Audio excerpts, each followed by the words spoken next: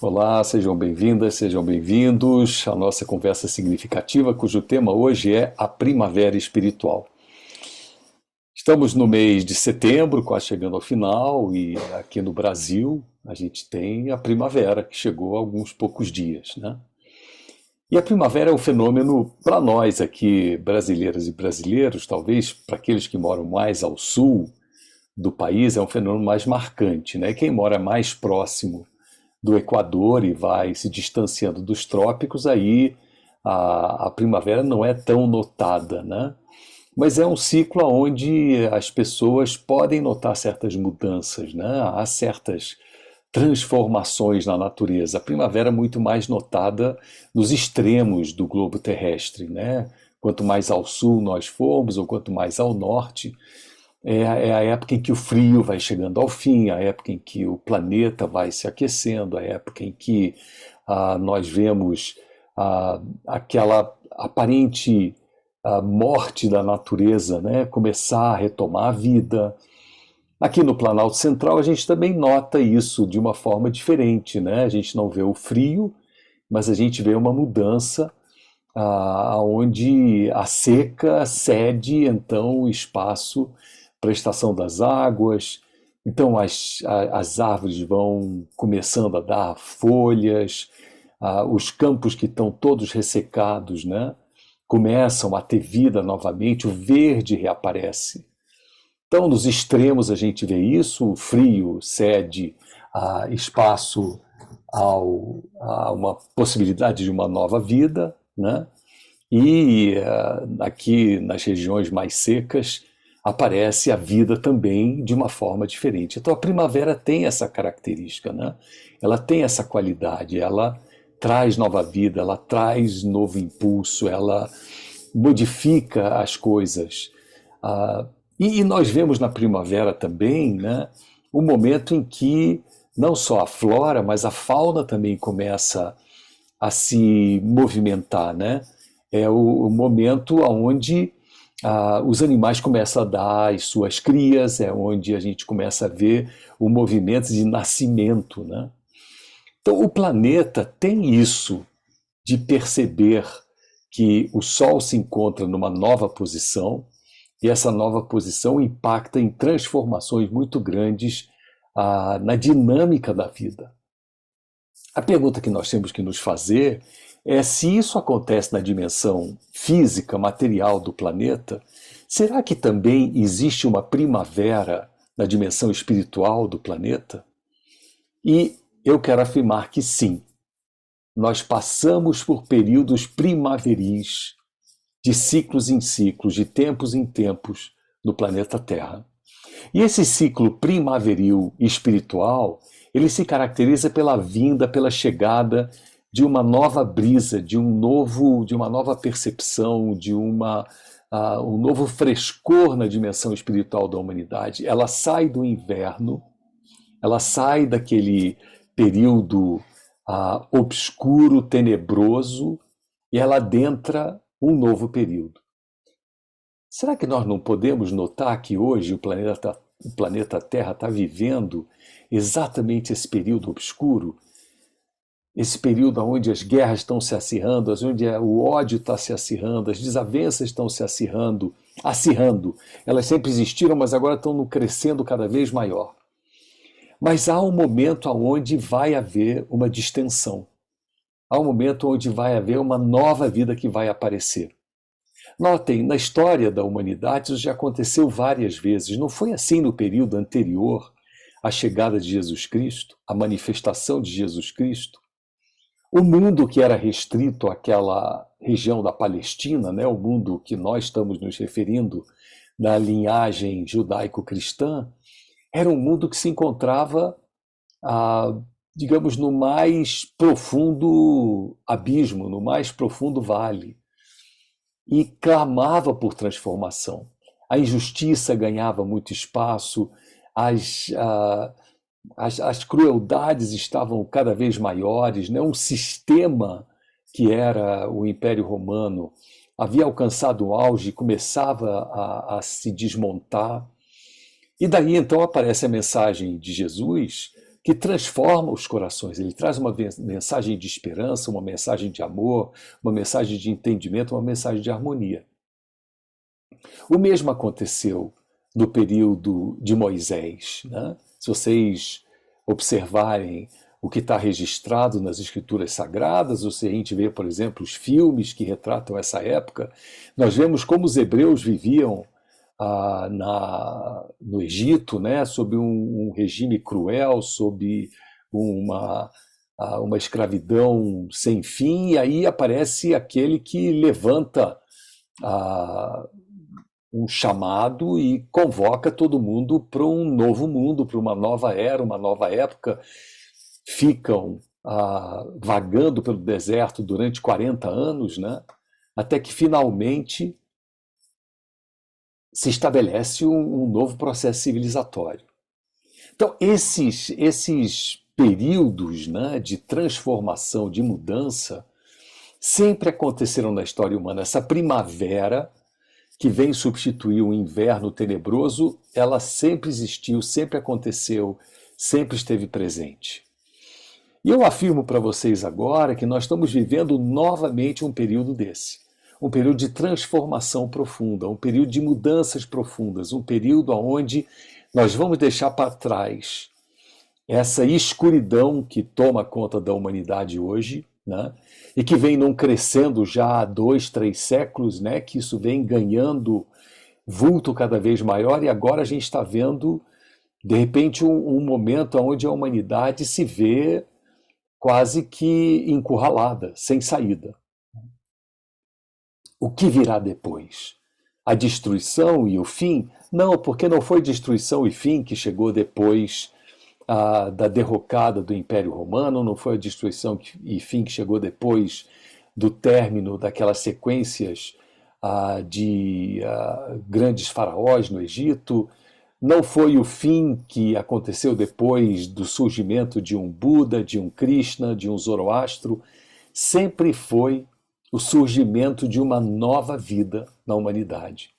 Então, se os ciclos das estações eles acontecem, são perceptíveis na dimensão física da humanidade, né, na dimensão planetária, nós vemos, né, as mudanças, o sol reaparece, o calor volta, a vida reaparece na fauna, na flora. O mesmo acontece com a vida espiritual da humanidade, o mesmo acontece com a vida espiritual planetária. Ela passa por esses ciclos. Nós estamos hoje vivendo um ciclo que a uma primeira mirada, um primeiro olhar, nós vamos dizer, olha, é o fim. Porque se nós tomarmos como exemplo o que aconteceu essa semana passada, né? Nem a semana passada, nessa transição há 2, 3 dias, né? A ameaça nuclear voltando novamente. A Rússia declarando abertamente que vai fazer uso de armas nucleares para tomada definitiva das regiões da Ucrânia que ela advoga como sendo dela, né? Pertencem a ela. Então nós estamos vivendo esse momento de incertezas, esse momento de fragilidade de todos os sistemas humanos, né? Nós vemos a fragilidade do sistema econômico, vemos a fragilidade do sistema político, vemos a fragilidade dos sistemas sociais, nada se segura, nada se estabelece. Então, o que está acontecendo? É o fim que está chegando? Ou a gente pode dizer que isso é o momento mais profundo da madrugada e que depois, então, nós podemos perceber que há um sol que vai aparecer? Essa situação é muito parecida, trazendo uma outra analogia, né? Eu trouxe a analogia da primavera e é o tema de hoje, né? A primavera espiritual, um convite para que vejamos que sim, há uma primavera. Então essa é uma analogia, né? Com a realidade física do planeta. Mas há uma outra analogia que também nos atende muito bem, a analogia do que é o ovo, né? O ovo é um alimento completo, tem proteínas, tem carboidratos, tem gorduras, tem sais minerais, tem tudo. Agora, há um momento em que o ovo se torna o anti-alimento, é o momento que ele é fecundado. Quando ele é fecundado, o ovo está galado, então, o que que acontece? Uma série de transformações começam dentro do ovo. E se eu pego um ovo antes dos 21 dias, né, se eu pego o ovo com 10, 12, 14 dias, que ele está exatamente no meio desse processo de transformação, e quebro esse ovo e quero fazer uso como alimento, é impossível. O ovo galado, ele não se presta para alimentação e ele é fétido, ele tem um cheiro horroroso, gosto horrível, não serve para nada. Então aquilo que era alimento deixou de ser. O planeta é a mesma coisa. O mundo, a sociedade nesse planeta, nessa terra que nós vivemos e conhecemos, é igual. Há momentos em que a vontade divina ela insemina um novo movimento dentro do planeta.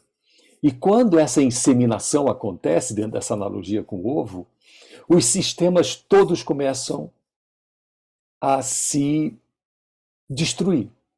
Aparentemente é a destruição, mas na verdade é uma transformação que vai acontecendo. E essa transformação que vai acontecendo é que vai nos levar a uma dimensão de clareza de que aos 14 dias o ovo não serve para nada, mas aos 21 dias um novo ser vai bicar aquela casca, vai sair de lá e, pasmem, vai sair andando. Pleno, pronto, né? Não ainda na forma de um galo ou de uma galinha, ou de um pássaro ou de uma águia que vai voar, mas capaz de iniciar o seu movimento, né? E o pintinho no ovo da galinha é o mais marcante, né? As demais aves nascem muito frágeis, né? Mas o pinto é o único que ele nasce já com uma certa fortaleza. Eu diria que nessa nossa analogia, a sociedade humana ela foi inseminada por um movimento de transformação que certamente aconteceu por volta do século XIX. Nos idos de 1850, entre 1840 e 1860, algo aconteceu que fez com que processos de transformação começassem a ganhar um vulto muito grande dentro da trajetória da sociedade humana.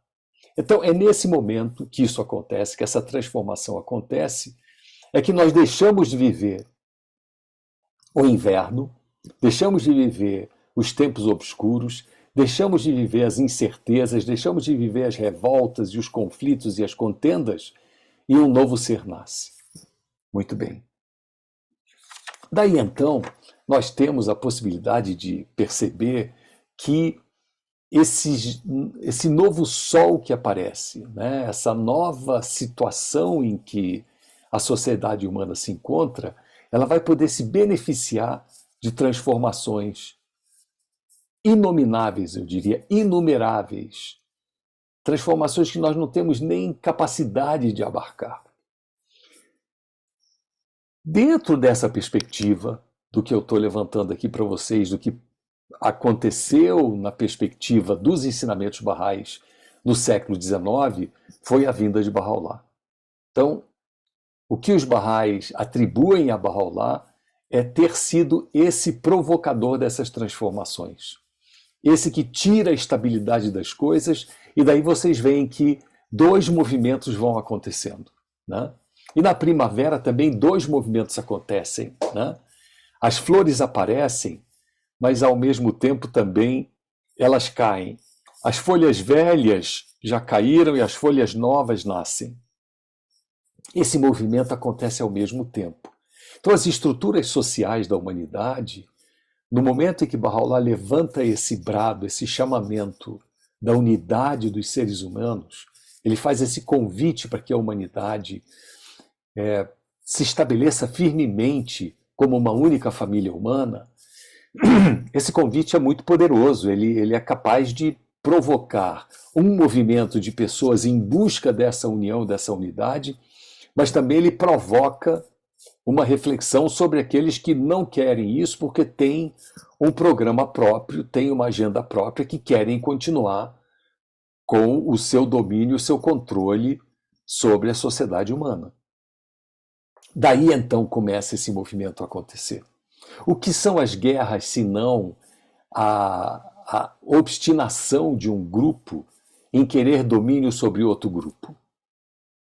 E o que é a paz e o entendimento e a harmonia, se não um grupo e outro grupo abrirem mão, digamos, de uma crença extremamente limitante, uma crença prejudicial de que é através do uso da força que a gente consegue alcançar os nossos objetivos. Então, quando há o chamado para a unidade dos seres humanos, um grupo se levanta e diz: ok, abramos mão dos nossos pensamentos anteriores e prossigamos em direção a essa unidade e apoiemos essa unidade e façamos realmente desse mundo um mundo onde as diferenças desapareçam. Enquanto que o outro grupo, quando recebe o chamado da unidade, ele se finca pé na sua posição antiga, anterior, e diz: não, eu quero continuar sendo a força hegemônica, a força dominadora, através do uso da tirania para que eu consiga alcançar os meus objetivos. Então vemos que nós estamos vivendo esse momento, né? Momento de grandes grupamentos humanos em busca da paz, da união, da unidade, e novos discursos aparecendo, novas formas de expressar isso aparecendo. Notem como o mundo mudou desde 1850, meados do século XIX, para os dias de hoje, né? Passados quase 170 e poucos anos. O que mudou? Mudou a compreensão da visão planetária. Nós nos vemos hoje como um único planeta. E por isso nós percebemos que, por exemplo, na busca da preservação do planeta, não há vencedores e vencidos. Ou todos são vencedores ou todos nós seremos vencidos. Porque o planeta desconhece essas divisões nacionais que os seres humanos estabeleceram.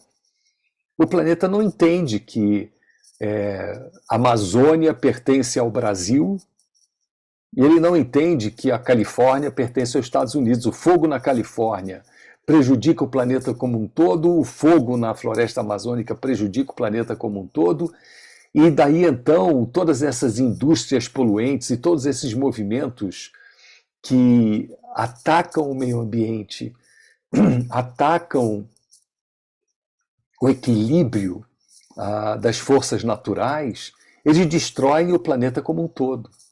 Então há um grupo que reconhece o planeta como sendo uma única nação, um único país, uma única terra, um único lar para toda a humanidade. Mas ainda há um grupo obstinado, cego, que acredita que é cada um por si e quem for mais forte domina o mais fraco e quem for o mais forte tem direito de estabelecer padrões de consumo, padrões de destruição, padrões de poluição à sua moda. Como se esses padrões não afetassem o planeta como um todo. Então agora é o momento, meus amigos, minhas amigas, de percebermos que a primavera espiritual chegou. Sim. Nós ainda estamos vendo muito pouco dos seus sinais mais poderosos, né? Mas há esse discernimento da busca da união planetária. Mas ainda há uma força que precisa ser trabalhada, vencida, convencida a modificar a sua postura e a sua forma de ser.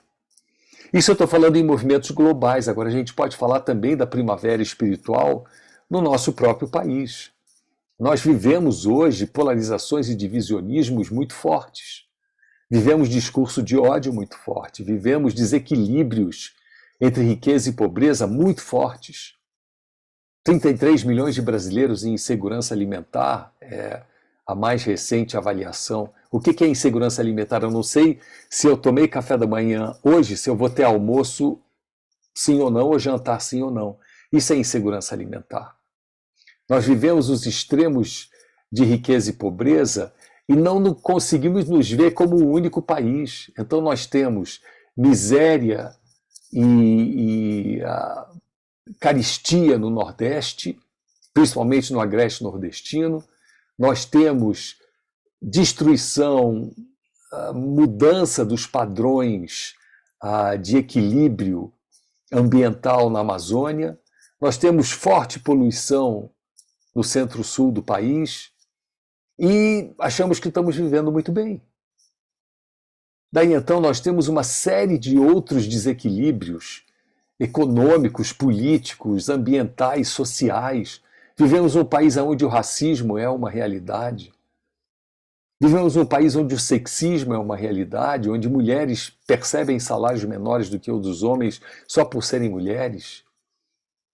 Vivemos num país onde uma juíza que tem que aplicar a lei, né, e tem que aplicar a justiça, ela diz que certamente esse homem, vocês vão se lembrar que caso esse aconteceu no Paraná, ela acusa um réu de ser criminoso por conta da sua cor da pele, dizendo, bom, certamente como negro, ele age de uma forma já premeditada.